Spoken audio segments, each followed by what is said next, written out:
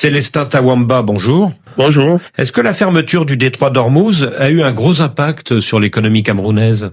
On peut dire que on a frôlé le pire parce que le détroit d'Ormuz, c'est 80% du trafic des engrais. Et vous savez que nous sommes très dépendants des engrais pour notre agriculture. Le détroit d'Ormuz également, c'est 20% du trafic par rapport au pétrole. Le Cameroun peut-être est exportateur de brut, mais il est importateur de produits raffinés. Donc, le prix augmente. Même si le prix n'a pas augmenté à la pompe, il y a quand même la subvention des carburants qui augmente. Donc, surtout, c'est le carburant qui a un coût important dans la chaîne de valeur et puis les travaux publics. Et au niveau du transport, est-ce qu'il y a eu une hausse des prix significative ou pas ? Mais la hausse des coûts de transport, je dirais que a été mitigée au Cameroun parce que l'État a supporté l'effet de cela. Mais vous savez, lorsque l'État supporte un coût à travers la subvention, c'est des investissements en moins. C'est des investissements productifs en moins. Donc, pour l'instant, on peut pas dire que les transporteurs ont subi aujourd'hui les effets directs de cela parce que l'État, pour l'instant, a joué cette soupape-là de ne pas répercuter l'augmentation des coûts sur le prix à la pompe.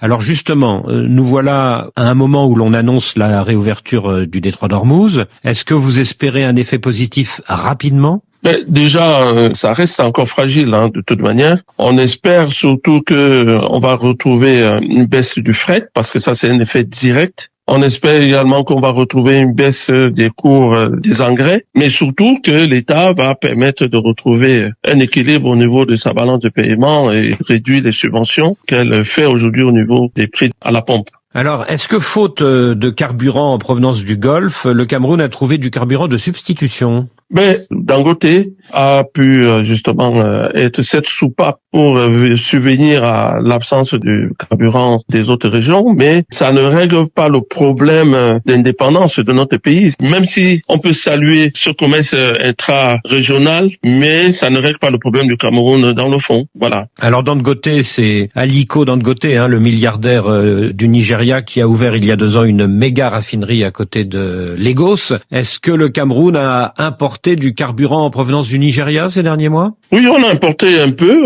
de carburant en provenance du Nigeria, comme il a également exporté au niveau de la Côte d'Ivoire, du Ghana. Donc nous n'étions pas les seuls. Ça a joué une soupape, mais n'était pas suffisante. Ça a servi de soupape, mais pas à 100%. Non, pas à 100%, non. Et pourquoi ? Je pense que ses capacités ne le permettent pas. Déjà, ça a été une crise qui était subite, on n'était pas tout à fait préparé. Et puis, le problème de fond, je dis, n'est pas pour le Cameroun de chercher des soupapes d'importation. Il faut pouvoir d'abord améliorer nos capacités d'autonomie en termes de stockage. Et puis, le problème de fond est de pouvoir transformer notre pétrole. Oui, vous ne pensez pas que les importations en provenance de la raffinerie d'Aliko Dangote soient une alternative à long terme ? Non, ça serait juste transférer l'importation qui vient des pays du Golfe au Nigeria. Donc ça ne règle pas le problème du Cameroun, pas du tout. Alors le Cameroun a été impacté en 2019 par l'incendie de sa raffinerie nationale Sonara. Depuis cet accident, qu'est-ce qui se passe pour le Cameroun ? Déjà, il faut noter que cet accident est malheureux est intervenu lorsque la Sonara venait de procéder à son investissement de modernisation. Donc, elle devait être capable de transformer localement ce brut. Alors,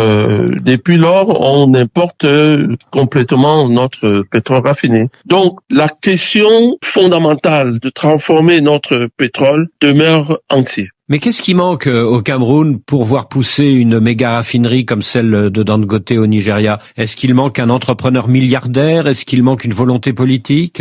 Bon, écoutez, l'entrepreneur milliardaire, c'est un bel exemple, mais qui est rare. Dans d'autres raffineries, en général, c'est un projet d'abord de l'État, qui est porté par l'État, et je crois que c'est bien ce que la SNH est en train de faire. Célestin Tawamba, vous êtes aussi le président de l'UNIPAS, l'Union des patronats d'Afrique centrale. Est-ce que ce besoin de capacité de raffinage au Cameroun, il existe aussi dans les autres pays d'Afrique centrale ? Oui, je pense qu'il est même encore plus criard dans les pays, dans les autres pays. Donc c'est la raison pour laquelle nous pensons qu'il faudrait peut-être mutualiser développer au niveau de l'Afrique centrale les capacités de stockage qui permettraient effectivement de donner une certaine autonomie au niveau de la sous-région. Et mutualiser avec quels autres pays, par exemple? Alors, cette mutualisation peut se faire avec notamment la RCA qui est assez enclavée, avec le Tchad et le Gabon notamment, et pourquoi pas le Congo, parce que également ces problèmes de stockage, c'est pesant dans chacun de ces pays. On a besoin d'augmenter les capacités de stockage. Célestin Tawamba, je vous remercie.